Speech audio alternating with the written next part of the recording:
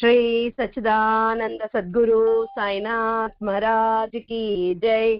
श्री सच्चिदानंद सद्गुरु स्वामी समर्थ महाराज की जय।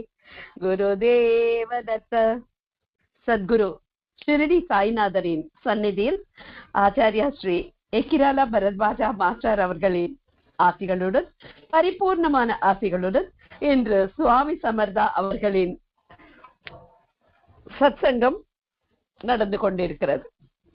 அதாவது மகான்களின் அவதாரம் அப்படின்னா ஒன்று தூய்மை நிலையை தெரிவிப்பது ஒன்று, அப்புறம் எங்கும் நிறைந்திருக்கும் சைத்தன்யத்தில் நாம் ஐக்கியமாவது ஒன்று.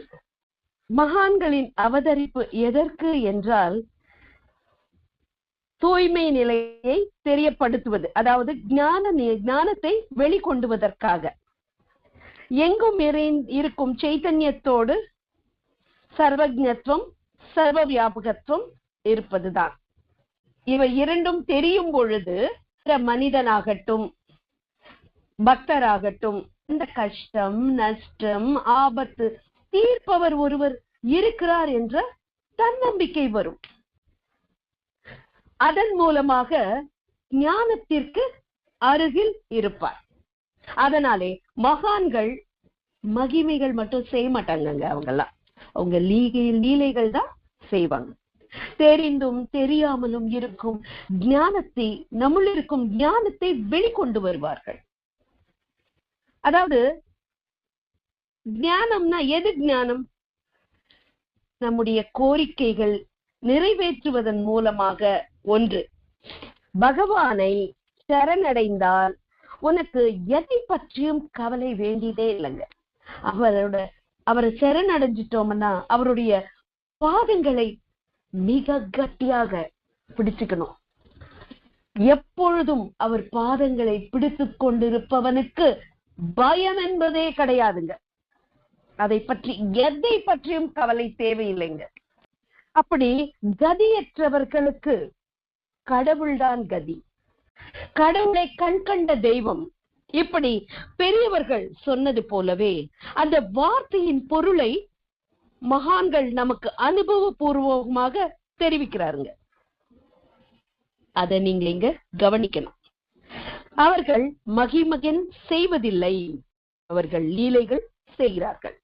இதன் மூலமாக நம் மனதில் ஒரு திருட விசுவாசம், அதாவது நம்பிக்கை இல்லைங்க. இங்க நம்பிக்கை இருக்கும் போயிடுங்க, ஆனா இந்த விசுவாசம் பாருங்க, வெட்டி போட்டாலும் போகவே போகாது.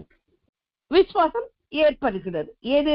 நம் மனதில் ஒரு திருட விசுவாசம் ஏற்படுகிறது. என்னவென்று? விசுவாசம் நாம் எதை பற்றியும் கவலைப்பட தேவையில்லை என்ற பாவம் நமக்கு எப்போ எது நல்லதோ அதை பகவான் நமக்கு கொடுப்பார், நிச்சயமா கொடுப்பாருங்க. எப்பொழுதும் கடவுள் நம் அருகில் இருப்பாருங்க என்ற பாவம் பலமாக ஏற்படும் பொழுது அவர் எப்பொழுதும் ஒரு நிலையாக இருப்பாருங்க. அதாவது தளர மாட்டார்.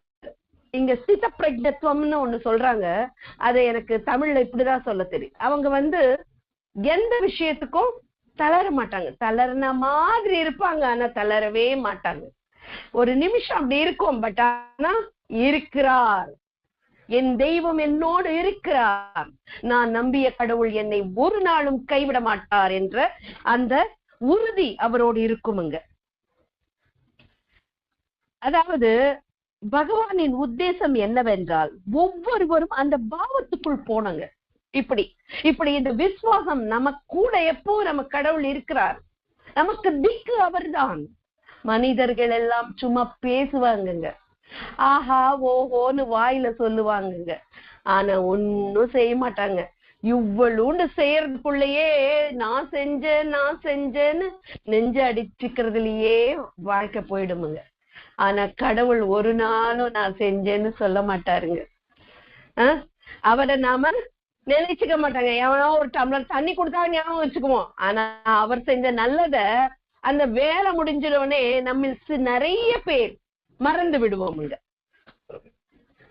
இப்போ அந்த பாவத்துக்குள்ள நாம செல்ல வேண்டும். என்ன பாவம்? அவர் இருக்கிறார் என்ற பாவம் நம்முள் எப்பொழுதும் இருக்க வேண்டும். இந்த சமாஜம் எல்லாம் ஆனந்தமயமாயிடுங்க. அதை அந்த மாதிரி பாவம் நமக்குள்ள இருக்கும்போது ஆனந்தம் இருக்கு. பயம் இல்லைன்னா என்ன, வேற என்ன வரும்? ஆனந்தம் வந்துடும். பகவான் நம்மோடு இருக்கிறார் என்ற தைரியம் நம்ம இருக்கும் பொழுது எந்த கஷ்டம் வந்தாலும் உட்காந்து அழுவோமா? நம்ம ஆனந்தமாக இருக்கும். மகான்கள் அதுதாங்க மூலம். எதுக்கு மூலம்? மகான்கள் பிறப்பதற்கான மூலம். மகான்கள் ஏன் மனிதனாக பிறக்கிறார்கள்? எல்லாரையும் நம்ம ஆனந்தமா வச்சுக்கிறதுக்காக தாங்க. மனித ரூபத்தில் அவதரித்த ஸ்ரீ சுவாமி சமர்த்தா சாட்சாத் தத்த அம்சமுங்க. அவர் நார்மலா ஒரு மனிதராக நம்ம நினைச்சோம்னா, அவரை ஒரு மனுஷனா நினைச்சோம்னா, நம்ம ஏன் தத்தாத்திரேயரை பூஜை செய்யறோம்? அதாவது மனித ரூபத்தில் சுவாமி அவரை மனுஷனா நினைச்சிடுவாங்க. அப்போ தத்தாத்திரேய பூஜை செய்கிறோமோ, அவர் ரூபத்தில் காட்சி. தத்தாத்திரேயர் கனவுல சொல்வார், இல்ல நான் இந்த மனித ரூபத்தில் வந்திருக்கிறேன், நீ அவரை சேவிச்சினா என்ன சேவிச்சது போல அப்படின்னு அவர் சொல்வார். இவரை பூஜை செய் அப்படின்னு சொல்லுவார். தத்தாத்திரேயர் ஏன் சுவாமி சமர்த்தா ரூபத்துல வரணும் அப்படின்னு பாத்தீங்கன்னா, அந்த தத்த ரூபத்திலேயே வரலாம் இல்லையா? அதாவது எந்த தத்த ரூபம்? 3 தலையோடு, சங்கு, சக்கரம், திரிசூலம், அப்புறம் எல்லாம் வச்சுக்கிட்டு வந்தா, ஜடா முடியோட புலித்தோல் கட்டிட்டு வந்தா நம்ம எல்லாம் பயப்பட மாட்டோமாங்க? அதனால அவரு நம்மோடு ஐக்கியமாகி கலந்து மனிதனோடு மனிதனாக இருக்க வேண்டும். பார்ப்பதற்கு இருப்பாங்க அவங்க, ஆனா அவங்க சாட்சாத் தத்தாம்சம் தான். அப்படி நம்ம பயப்படக்கூடாது என்பதற்காக தான் அவங்க மனித ரூபத்தில் வராங்க. அதனால அவர் சாமானிய மனிதராக அவதரிக்கிறார். அவர் தத்தாத்திரேயரின் அம்சம் தான். யாரு? சுவாமி சமர்த்தா. பகவானின் அம்சம் எல்லோரிலும் இருக்குங்க. எனக்குள்ள இருக்கும், உங்களுக்குள்ள இருக்கும், எல்லார்கிட்டயும் அவரோட அம்சம் இருக்குங்க. ஆனால் வெளிப்படுவது சில பேரில் மட்டும்தான். எல்லோருமே ஞான ஸ்வரூபிகள் தான். இதில் எந்த விதமான ஐயம் கிடையாது. இதில் அஜ்ஞானத்தில் யாருமே இல்லைங்க. அந்த ஞான ஸ்வரூபிகளில் சில பேர் மட்டும்தான் பிரகடமாவாங்க. அதில் நம் பரத்வாஜா மாஸ்டர் அவர்களும் ஒருவர். கிரகஸ்த தர்மத்திலேயோ இருந்து அவரு வாழ்ந்தாருங்க. நம்முடைய நிலையில் பார்த்தோம்னா மாஸ்டர் அவர்கள் இருக்கிறார். அதாவது அக்கல்கோட் மகாராஜ் இருக்கும் பொழுது அங்கே தத்த பக்தர் ஒருவர் வருவார். அவர் கான்காப்பூர், நர்சோபாவாடி முதலிய கஷேத்திரங்களை எல்லாம் தரிசித்து கொண்டே தீவிரமான தபம் பண்ணுவாருங்க. ஆச்சரிச்சுக்கிட்டே இருப்பார். அவரு முதல்ல எல்லா கஷேத்திரங்களையும் தரிசித்துக் கொண்டே தீவிரமான தபம் ஆதரித்துக் கொண்டே இருப்பார். அவர் பெயர் டாக்கூர் தாஸ். அவருடைய பாவ கர்மாவின் பலனாக உடல் முழுவதுங்க வெள்ள நிற பேச்சஸ் மாதிரி வந்துடுதுங்க. ஓரிடத்தில் தொடங்கி உடல் முழுவதும் அது பரவி இருக்குங்க. பார்ப்பதற்கு பயங்கரமா இருந்ததுங்க. வெளியில வருவதற்கு கூட அவர் அசிங்கப்பட்டாருங்க. ரொம்ப வெட்கப்பட்டார், ரொம்ப அசிங்கமும் பட்டார். அவர் கான்காப்பூர் சென்று அங்கே தத்த பாதுகையை பூஜை செய்ய ஆரம்பிச்சாருங்க. பாதுகை பூஜை செய்து இனி காசிக்கு பிரயாணமாகலாம் அப்படின்னு முடிவெடுக்கிறாரு. அன்று இரவு டாக்கூர் தாஸின் கனவில் ஒரு மகான் தோன்றி கான்காபுரத்திலிருந்து நீ அக்கல்கோட் செல் என்று சொல்கிறாருங்க. அந்த மகான் அக்கல்கோட்டுக்கு போக சொல்றாருங்க. அப்போ டிரான்ஸ்போர்டேஷன் எல்லாம் இல்லைங்க. அதனால என்ன ஆகுது, அவர் நடந்தே போறாருங்க. அங்கிருந்து கான்காபுரத்துல இருந்து அக்கல்கோட் நான் போயிருக்கேங்க, சுமார் 30-40 கிலோமீட்டர் தொலைவு இருக்குங்க. அப்பெல்லாம் வண்டி எல்லாம் இல்லைங்க, அவர் நடந்தே போகிறாருங்க. அப்புறம் அக்கல்கோட் சென்ற உடனே சுவாமி எங்க இருக்கிறார் என்று விசாரிக்கிறாருங்க. அவர் ஒரு வீட்டில் இருக்கிறார் என்று தெரிய வருது. அங்க போய் சுவாமியை சாஷ்டாங்கமாக நமஸ்காரம் செய்கிறார். செய்த உடனே சுவாமிக்கு பாத நமஸ்காரம் செய்யறாருங்க. யாரு? இந்த டாக்கூர் தாஸ். செஞ்ச உடனே நீ எனக்காக கஸ்தூரி கொண்டு வந்தாய் அல்லவா, கொடு என்று கையை நீட்டுக்கிறார் சுவாமி. கேட்கிறார், கொண்டு வந்தாய் இல்லையா, அதை சமர்ப்பிக்கிறே இல்லையே என்று கேட்கிறார். பார்த்ததோ முதல் தடவை. யாரு? சுவாமியை பார்ப்பதே முதல் தடவை. அவர் தரிசனமாகிறது. தாக்கூர் கான்காபுரத்துல பாதுகைக்கு கஸ்தூரி கந்தம் சமர்ப்பிக்கணும்னு நினைச்சிருப்பார். ஆனா அவர் அதை மறந்து போயிடுவார். அதை ஞாபகப்படுத்தும் விதமாக அந்த கஸ்தூரி சந்தனத்தை கொண்டு எனக்கு கொடு என்றார். ஏன் இன்னும் சமர்ப்பிக்கவில்லை என்றார். அப்போ தாக்கூர் தத்தாத்திரேயருக்கு சமர்ப்பிக்கணும்னு நினைச்சிருந்தார். சுவாமி எனக்கு சமர்ப்பிக்கவில்லையே என்று கையை நீட்டுகிறார். பாருங்க, சடனா அப்படி கேட்ட உடனே என்ன ஆகும், நமக்கு அத உள்ள அனுபூதி பெற்றால் தாங்க புரியும். நமக்கு சடனா போறோம், நாம ஒண்ணு நினைச்சிருந்தோம் அங்க பூசணும் சுவாமி பாதுகைக்குன்ட்டு, சுவாமி கையை நீட்டி அங்க அங்க பூசல, நீ மறந்துட்ட, எனக்கு கொடுக்குறேன்னு சொன்னிய கூடுன்னு கையை நீட்டும் போது நமக்கு எப்படி இருக்கும்? மெய் சிலிர்த்து போகிறது. நான் மறந்ததை ஞாபகப்படுத்தினார். அது மகான்களின் சர்வஜத்துவம். அதுதான், அவருக்கு எல்லாமே தெரியுங்க. அவருக்கு எல்லாம் தெரியும். நாம என்ன நினைக்கிறோம், எது பண்றோம், வீட்டுக்கு நம்ம உள்ள நினைக்கிறதெல்லாம் அவர் வெளில சொன்னா அவ்வளவுதான். நம்ம மூஞ்சி கூட முகம் கூட அவர்கிட்ட காட்ட முடியாது. அவர் டைரக்டா பேசிட்டாரு, காலைல இப்படி நினைச்சியே அப்படின்னு கேட்டா என்ன ஆகும்? நம்ம அவர்கள் எல்லாம் தெரியும். நம்ம எதையுமே மறக்க கூடாது. லிவ் இன் பிரசன்ட்ல இருக்கணும். எந்த வேலையிலும் மறதி இருக்கக்கூடாது. முக்கியமா இது ரொம்ப எனக்கு சொல்லிக்கணும். ரீசெண்டா நான் ரொம்ப மறக்கிறேன், எதுக்குன்னு தெரியல. கடவுள் என்னை இதில் இருந்து மீட்க வேண்டும் என்று கேட்டுக்கொண்டே எந்த வேலையை இருந்தாலும் ஞாபகம் மறக்க கூடாது. சுவாமிய அவருக்கு எல்லாம் தெரியுங்க, அறிந்தவர், எல்லாம் தெரியும் சுவாமியை சொல்லி புகழ்ந்து ஃபுல் ஸ்டாப் வைக்க கூடாதுங்க. நீ ஒன்று தருகிறேன் என்று சொன்னாய், அதை மறந்து விட்டாய். எந்த வேலையிலும் மறதி இருக்கக்கூடாது. ஒவ்வொன்றும், அதாவது மகான்களில் வாழ்க்கை வரலாறாகட்டும், தெய்வ அவதாரத்தின் சரித்திரமாகட்டும், பிராமரை பற்றியாகட்டும், கிருஷ்ணரை பற்றியாகட்டும், மகாவிஷ்ணு யாராக இருந்தாலும், நீ எந்த தெய்வத்தை ஆராதித்தாலும் நீ எப்படி இருக்க வேண்டும்? லிவ் இன் பிரசன்டில் இருக்க வேண்டும். லௌகீகத்தில் நீ வேலை செய்தாலும் நீ லிவ் இன் பிரசன்டில் இரு. சுவாமி என்ன செஞ்சாரு? மிகவும் விலை உயர்ந்த நறுமண கஸ்தூரி, விலை உயர்ந்த நறுமண பொருள் கஸ்தூரி சந்தனத்தை குழந்தைகளுக்கு பூசினார். இப்ப குழந்தைகள் என்றால் யார்? இங்கே சாட்சாத் பகவத் ஸ்வரூபங்கள்.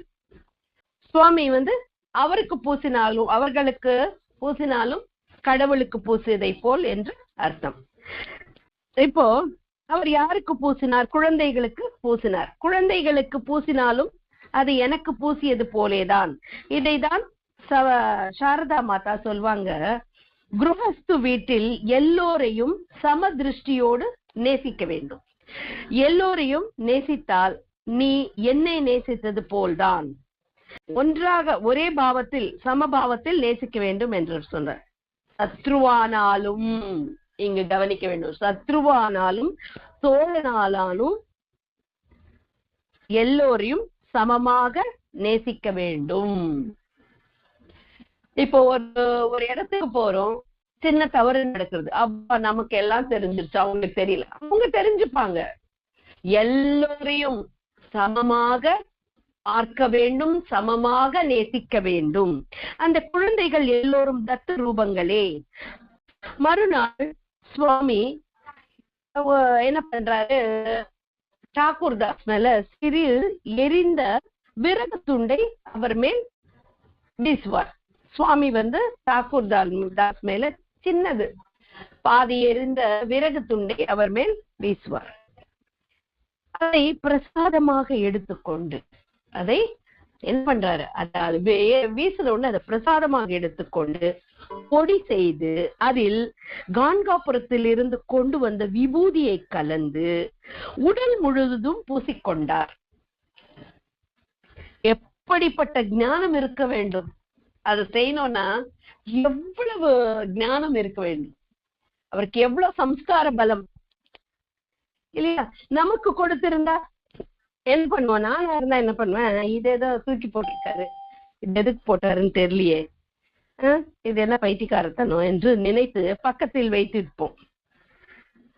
இப்ப அதை தெரிஞ்சுக்கணும்னா நமக்கு என்ன வேணும்? சம்ஸ்கார பலம். அது எப்படி வரும்? சாதனையின் மூலமாக வரும். அதற்கு சாதனை அவசியம். எதற்கு மாஸ்டர் எப்பொழுதும் பாராயணம் சத்சங்கம்னு சொல்லிக்கிட்டே இருக்காரு, வைக்கிறாரு என்றால் இப்படி செய்ய செய்ய நமக்கு சம்ஸ்காரம் வரும். அந்த கண்டுபிடிக்கிற சக்தி நமக்கு எப்படி வரும்? ஒன்று செய்ய செய்ய பழக பழக நல்லது நம்முள் தானே வந்து சேரும். இது ஒரே வாட்டி வந்து விடாதுங்க. ஒரே வாட்டி வந்துடுறதுக்கு நாம ரமண மகர்ஷியும் இல்லை, ராமகிருஷ்ண பரமஹம்சரும் இல்லைங்க, சுவாமி விவேகானந்தர் இல்லவே இல்லைங்க. ஆனா நாம விவேகானந்தர் என்று பாவத்தில் இருக்கிறோம். கொஞ்சம் மேன்மை அடைஞ்சிட்டோம்னா போதும், கொஞ்சோண்டு மேல வந்துச்சுன்னா போதும், ஏதாவது நல்லது கத்துக்கிட்டோம்னா உடனே நாம விவேகானந்தர் போலுன்னு நினைச்சுப்போங்க, நமக்கு ஞானம் வந்துருச்சு என்று நினைப்போம். அப்படிப்பட்ட பாவம் வரக்கூடாதுன்னு மாஸ்டர் சொல்றாருங்க. இங்க அவர் சொல்றதான், ஒரு மரத்துண்டை நம் மேல் வீசினால் நாம் என்ன நினைப்போம்? பைத்தியக்காரன் தான் என்று நினைப்போம். ஆனால் அவர் அதை பொடி செய்தார், அதில் விபூதியை கலந்து தேகத்துக்கு பூசிக்கொண்டார். அவர் யார் சொன்னார்? தத்தாத்திரேயர் வந்து சொன்னாரா அவருக்கு? இல்லையே, சொல்லல, யாருமே சொல்லவில்லை. எப்படி தெரியுது? எப்படி அவருக்கு தெரிஞ்சது? அதை எடுத்து பொடி செய்து காங்காபுரத்துல இருந்து கொண்டு வந்த விபூதி அதுல கலந்து நம் உடல் முழுவதும் பூசிக்கிட்டா வியாதி போகும். எப்படி தெரிந்தது? எப்படி தெரிந்ததுன்னா, கடவுள் நம்முள் சாட்சி பூதாக நமக்குள்ளே இருப்பார். நமக்குள்ளே கடவுள் இருப்பார். அவர் நமக்கு தோன்ற வைப்பார்.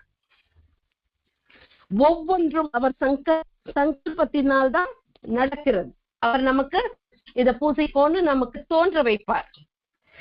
அப்ப நீ எப்பொழுதும் ஞாபகம் வைத்துக் கொள்ளணும், அவர் நம்முள் இருக்கிறார். யார் ஒருவர் இந்த பாவத்தோடு வாழ்க்கையில் ஞாபகம் வைத்துக் கொள்கிறார்களோ அவர் வாழ்க்கை அப்படியே பூத்து குலுங்குங்க. அதாவது சசியாமலம், அப்படியே பச்சை பச்சேன்னு இருக்கும். அது ஒவ்வொன்றும் அவருடைய அனுகிரகத்தினால் நடக்கிறது நமக்கு என்று நினைவில் வைத்துக் கொள்ள வேண்டும்.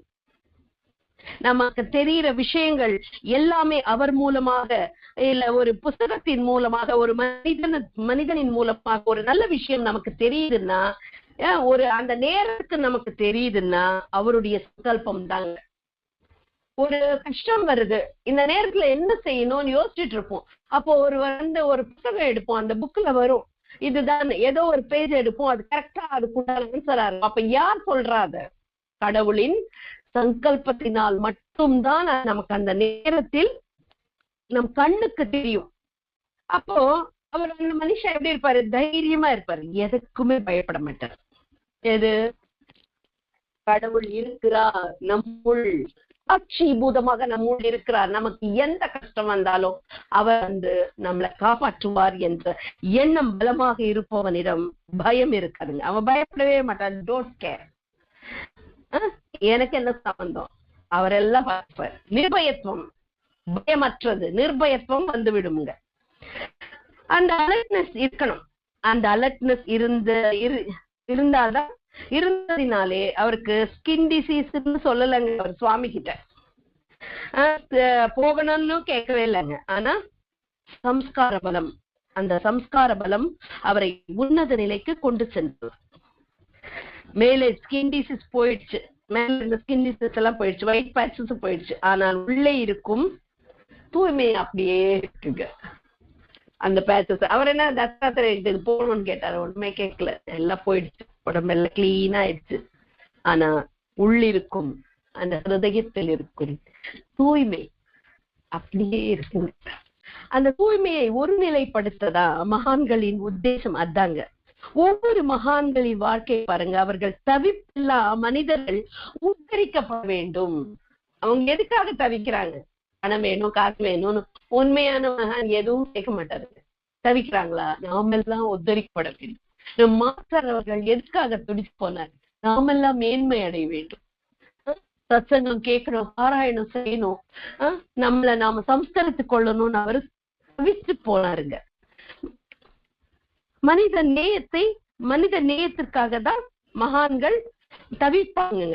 இந்த பாயிண்ட் எல்லாம் நாம ஞாபகம் வச்சுக்கணுங்க. மகான்களின் நிலை அளவற்றது, அதற்கு அளவே இல்லைங்க, அளவுகோல் இல்லைங்க.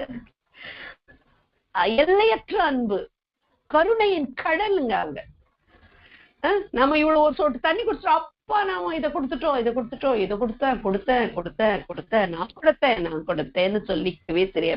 கடவுள் ஒரு நாளாவது எப்போவாவது இப்படி ஒரு நல்ல கண்களை கொடுத்தேனே நீ நன்றி சொன்னாயான்னு கேட்டாரா? இப்படி ஒரு வாயை கொடுத்தேன் நல்ல விஷயங்களை நீ பேச மாட்டாயே என்று கேட்டாரா? கைகள் கொடுத்தேன் யாருக்காவது உதவுகிறாயா என்று கேட்கிறாரா? அவர் செய்வதை என்றும் சொல்வதில்லை. கால் இல்லாதவனுக்கு பார்த்தா எப்படி இருக்கா, நடக்க முடியாம நல்லா நடக்கிறோம் நம்ம இல்லையா? அதை எப்போ நன்றி கேட்கிறாரா? சொல்றோமா நம்ம தினமும்? இல்லையே. மகான்களின் நிலை அளவற்றது, எல்லையற்றது. அது கடலை விட அதிகமானது.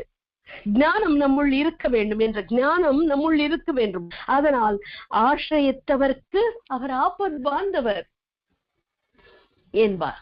யார் அவரை பிடித்துக் கொள்கிறாரோ அவர்களுக்கு ஆபத் பாந்தவராக இருக்கிறார். இன்னொருவர் பக்தர் வருகிறார். அவருக்கு குழந்தைகள் இல்லைங்க. அவருக்கு ஒரு ஆண் குழந்தைகள் இல்லை. சுவாமியிடம் வருகிறார். சுவாமி என்ன செய்தார்? நம்முடைய ஜரி தலப்பாகையை அவர் மனைவிக்கு கொடுத்தார். சில நாட்களுக்கு பிறகு அவருக்கு ஒரு ஆண் குழந்தை பிறந்தது. சுவாமியுடைய பிரசாதமாக அவருக்கு குருநாதர் என்று பெயர் வைத்தார். எப்பொழுது பகவத் பிரசாதமாக கிடைக்கிறதோ அப்போது பகவானின் பெயர் வைப்பார்கள். எதற்காக? எப்போதும் நினைவிருக்கும் இல்லையா? அதனால அப்படி கடவுளின் பெயர் வைத்துக் கொள்வார்கள். அதற்காக அப்பெல்லாம் கடவுள் பெயர் தான் வச்சுப்பாங்க. இதற்கு முன் காலத்தில் எல்லாம் ராம் பிரசாத், சாய் பிரசாத் என்று அழைப்பார்கள். நன்றிக்கு மறுபெயர் என்றால் இதுதான். அவருடைய அனுகிரகத்தினால் அந்த குழந்தை பிறந்தது, அதனால குருநாதர் என்று வைத்தார்கள். சாயியோட அனுகிரகத்தினாலே ஏதோ பெற்றிருப்பாங்க, அதனால சாய் பிரசாத் என்று அவர்களுடைய நன்றியை அவர்கள் பெயர் வைத்துக் கொண்டு தெரிவிக்கிறார்கள். சிறிது நாள் கழித்து சுவாமி தாக்கூர்தாஸுக்கு தம்முடைய பாதுகையை கொடுத்தார். சிறிது நாள் இதனை பூஜை செய்து கொண்டு பிறகு இதனை ரகுநாத மந்திரத்தில் இதனை பிரதிஷ்டை செய் என்று சொன்னார். எப்போதும் பூஜை செஞ்சுட்டே இரு. அப்புறம் மந்திரத்தில், அதாவது கோவிலில் நிறுவச் சொன்னார். அந்த பாதுகைகளை பிரதிஷ்டை செய்து நான் அங்க ஆனந்த தாண்டவம் ஆடுவதற்கு எனக்கு சிறிது இடத்தை ஒதுக்க வேண்டும் என்று சுவாமி சொல்கிறார். அதாவது பாதுகையின் உருவத்தில் இருப்பேன் நான் என்று சொன்னார். இது வெளிப்புறமான இடத்தை ஒதுக்குவது இல்லைங்க. நம் ஹிருதயத்தில் அவருக்கு ஆனந்த தாண்டவம் ஆடுவதற்கு சிறிது இடத்தை ஒதுக்க வேண்டும் என்கிறாருங்க. உங்கள் மனதுக்குள் சிறிது இடத்தை எனக்காக செய்யுங்கள் என்று கேட்கிறாங்க. நான் அதில் ஆனந்த தாண்டவம் ஆடுவேன். அதாவது தூய்மையாக வைங்க அந்த இடத்தை, அப்பதான் என்னால ஆனந்த தாண்டவம் ஆட முடியும். எப்போதும் அந்த இடம் எல்லாம் ஆனந்தத்தோடு நிறைந்திருக்கும். அந்த இடம் எல்லாம் ஆனந்தத்தோடு நிறைந்திருக்கும். நான் பாதுகையின் உருவத்தில் இருப்பேன், எனக்கு இடத்தை ஒதுக்கு அப்படி என்று சொல்கிறார். அதாவது இங்க என்ன சொல்றாருன்னா, நம் மனதில் கொஞ்சம் இடத்தை ஒதுக்கினால் சுவாமி அந்த இடத்தில் அமருவார் என்று மாஸ்டர் அவர்கள் இங்கு சொல்கிறார்கள். நாம் எங்கிருந்தால் அங்குதாங்க. நம் இதயத்தில் இடம் கொடுத்தால்தான் பகவான் உட்கார்ந்து கொள்வார். பானை காலியாக இருந்தால் தான் அதனுள் ஏதாவது வைக்க முடியுங்க. பானை கவிழ்ந்திருந்தால் அதனுள் எதை வைக்க முடியாது. பாபா சரித்திரத்துல வரும், அதாவது கவிழ்ந்த பாத்திரத்தில் எதையும் நிரப்ப முடியாது அப்படின்னு ஒரு இடத்தில் சொல்வாருங்க. இந்த தாக்கூர் அதே போல ரகுநாத மந்திரத்தில் சுவாமியோட பாதுகையை பிரதிஷ்டை செய்து இருக்கிறார். இப்பொழுதும் நீங்க அங்க போனீங்கன்னா பார்க்கலாம்ங்க. வேற இன்னொரு பக்தருங்க, சங்கர் ராவ் ராஜே அப்படின்றவர் நிஜாம் மாநில ராஷ்டிரத்தை, அதாவது மாநிலத்தை ஒரு வருடத்திற்கு 6 லட்சம் அவருடைய சேலரி வாங்கிக்கிட்டு ஒரு பெரிய ஜாகீர்தார் அப்படின்ற போஸ்ட்ல அவரு இருந்தாருங்க. ஆனாலும் அவருக்கு ஒரு மிகவும் பலமான ஒரு வியாதி, அதாவது டிபி வந்துருதுங்க. அதோட அவருக்கு ஒரு பிரம்ம ராட்சசி அவரை பிடித்து கொண்டிருந்ததுங்க. எத்தனை மந்திரங்கள், தந்திரங்கள், வைத்தியங்கள் செய்தாலும் அதன் ஒரு பிரயோஜனமும் இல்லைங்க. மேலும் மேலும் அவர் ரொம்ப அதாவது நலிந்து போகிறாருங்க. அவர் ரொம்ப நலிவடைகிறார். அப்போ அவரை கான்காபுரத்துக்கு போய் சேவிக்க சொல்றாங்க அவரோட ஃப்ரெண்ட்ஸ். அங்க பாதுகைக்கு பூஜை பண்ணி அன்னதானம் பண்ணி ரொம்ப பெரிய லெவல்ல தான தர்மங்கள், அன்ன சந்தர்ப்பணங்கள் எல்லாம் செய்யறாருங்க. தினமும் ஸ்ரத்தையாக தத்த பாதுகைகளை பூஜை செய்கிறார். ஒரு நாள் இரவு அவர் கனவில் தத்த சுவாமி தோன்றி, நீ அக்கல்கோட்டில் சுவாமி சமர்தா அவர்களை ஆசிரியிக்க வேண்டும்னு சொல்றாரு. அவரு இந்த சங்கர் ராவ் அவர் முன்னாடியே சுவாமியை பற்றி அவருக்கு தெரிந்திருக்கிறது. அவர் அவர் மேலேயும் கொஞ்சம் கூட விசுவாசம் இல்லைங்க, அவருக்கு நம்பிக்கை இல்லை. அவர் நம்மள போல ஒரு மனிதர் தான் அவரு நினைக்கிறார். இப்போ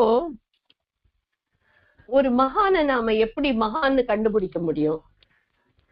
இப்போ அவர் கனவுல தத்தாத்திரேயரே தோன்றி போய் பார்க்க சொல்றாரு, சுவாமி சமர்தா அவர்கள் இருக்கிறாரு, நீங்க பாருங்க, நீ போய் பாரு அப்படின்னு சங்கர் ராவுக்கு சொல்றாரு. இவ்வளோ வியாதி இருந்தோம், ஆனாலும் அவரை கேட்டு அவரும் நம்மள மாதிரி மனிதர்னு அவருக்கு தோன்றுது. எதுக்காக அவருக்கு அப்படி தோன்றுது? சுவாமியே சொன்னாலும் இவருக்கு நம்பிக்கை வரலன்னா அந்த சம்ஸ்காரம் இல்லை. அதே பரத்வாஜா மாஸ்டர் அவர்கள் முதல் தரிசனத்திலேயே வெங்கைய சுவாமிய முதல் தரிசனத்திலேயே பார்த்த உடனேவே இவரு பைத்தியக்காரன் இல்லைங்க, இவரு அவதூத சாட்சாத் தத்த அவதூத சாம்பிரதாயத்தை சேர்ந்தவர் அப்படின்னு பெரிய மகான்னு சொன்னார். எல்லாருக்கும் நார்மல் மனிதர்னு தோணும். பரத்வாஜா மாஸ்டருக்கு ஏன் முதல்ல பார்த்த உடனே தெரிஞ்சிருச்சு? அவர் ஞானின்னு எப்படி கொண்டார்? அந்த பார்க்கும் திருஷ்டி கோணத்தில் அவர் பார்த்த உடனே ஞானியாலதான் கண்டுபிடிக்க முடியும்னு ரமண மகர்ஷி சொன்னது போல அவர் பார்த்த உடனே கண்டுபிடிச்சிட்டார். அவர் சொல்லலைன்னா யாருக்குமே தெரிஞ்சிருக்கார். வெங்கைய சுவாமி எப்பவும் அவர் அவரோட சிஷ்யர்களுக்கு எல்லாம் எதையுமே வெளிக்காட்டக்கூடாதுன்னு ஆணையிட்டு இருப்பார். துளசம்மா, வக்கம்மா அவர் கூட இருக்கும் அவங்களுக்கு எல்லாம்.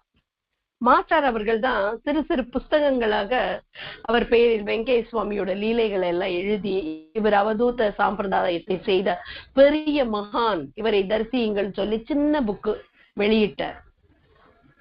அதை வெளியிட்டு பார்த்ததுனால எத்தனையோ பேருக்கு அவருடைய தரிசனம் கிட்டியது. நம் மாஸ்டர் இல்லைன்னா அவரை நிச்சயமா யாரும் பார்த்திருக்க முடியாது.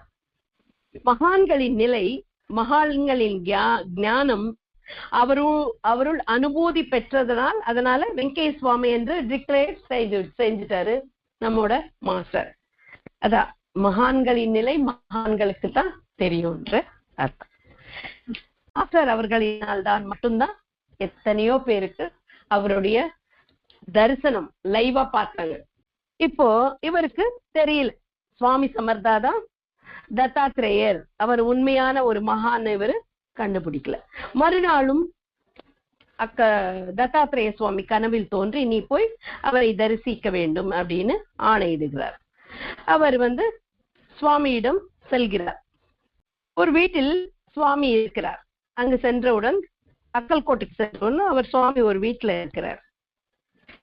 அங்க அவரை போன உடனே அவர்கிட்ட தன்னோட கஷ்டங்களை சொல்லிக்கிறார். நான் ஒரு 10,000 தட்சணையாக தருகிறேன், என்னோட வியாதி போனா நான் உங்களுக்கு 10,000 தட்சணையாக தருகிறேன் அப்படின்னு சொல்றேன். அவர் பேசிட்டே இருக்காரு. சுவாமி உடனே எழுந்து ஷேக் மூர் சாஹிப் தர்கா அப்படின்னு ஒண்ணு இருக்கு பக்கத்துல, அங்க போய் படுத்துக்கிறார். அங்க ஒரு பக்கீர் சொல்றாரு, உன்னை காப்பாற்றுவதற்காகத்தான் இவர் இங்கே இப்படி செய்தார், இப்படி வந்து படுத்துக்கிட்டாரு அப்படின்னு சொல்றார். 6 மாதங்கள் கழித்து அவருடைய கஷ்டங்கள் எல்லாம் மாயமாயிடுது. மறுபடியும் சுவாமி தரிசிக்கும் பொழுது, நீ எனக்கு எந்த தட்சணையும் தர வேண்டியதில்லை, நீ ஒரு மடத்தை நிறுவு அப்படின்னு சொல்ற. ராஜே ராயன் மடம் ஒன்றை நிறுவு அப்படின்னு சொல்றார் சுவாமி. அதே போல அவர் அங்க ஒரு அக்கல்கோட்டில் ஒரு மடம் நிறுவுகிறார். அதன் பெயர் ராஜே ராயன் மடம் என்று சொல்லப்படுகிறது. சுவாமி ஏன் தட்சணம் வாங்கிக்காம மடத்தை நிறுவ சொன்னார்? மடம் வச்சு அவர் என்ன பண்ணுவார்? அவருடைய தட்சணை அது வந்து புண்ணியம் ஸ்திரமாக அந்த பெயரோடு இருக்கணும் அப்படின்றதுக்காக அதை நிறுவ சொன்னார். நம்ம பாபாவோட சரித்திரத்துல பார்ப்போம், ஒரு கணவன் மனைவிக்கு வந்து ஒரு பணம் வர வேண்டி இருக்கும். அந்த பணம் கிடைத்தவுடன் பாபாவுக்கு கொடுப்பார்கள். பாபா வந்து எனக்கு எதுக்கு குழந்தை இல்லை, எனக்கு எதுக்கு சம்சாரியான, எனக்கு இந்த காசு வேண்டான்னு கொஞ்சோண்டு எடுத்துட்டு மிச்சத்தை கொஞ்சம் கொடுத்துடுவாரு. நீங்க இத அவங்க என்ன பண்ணுவாங்க, சாவடிக்கு சரி பண்றதுக்கு, அந்த சாவடி அதனோட மரம்மத்து, அதாவது அதை கிளீன்சிங் பண்றதுக்கு யூஸ் பண்ணுவாங்க. அங்க அவங்க பேர் எழுதி இருப்பாங்க. அது சாஸ்வதமான புண்ணியம். அது மாதிரி நமக்கெல்லாம் கிடைக்குமா? கொடுத்தா நல்லா இருக்கும் அந்த அனுகிரகம். அப்படி இருப்பார். அந்த மாதிரி ஒரு இத இவருக்கு கொடுத்தார் சுவாமி. யாருக்கு? ராஜே ராயன் மடம் நிறுவினார். யார்? சங்கர் ராவ் தாஸுக்கு. அவர் காசெல்லாம் எடுத்துக்கல, எல்லாம் பண்ணுவாங்க சுவாமிங்க, அவங்க ஒண்ணுமே வாங்கிக்க மாட்டாங்க.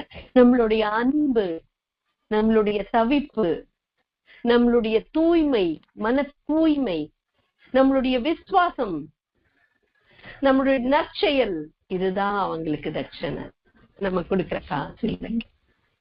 இப்படி சாஸ்வதமான புண்ணியத்தை கொடுத்தார் சங்கர் ராவ் ராஜே அவர்களுக்கு சுவாமி சமர்த்தா அவர்கள். श्री सच्चिदानंद सद्गुरु साईनाथ महाराज की जय। श्री सच्चिदानंद सद्गुरु स्वामी समर्थ महाराज की जय।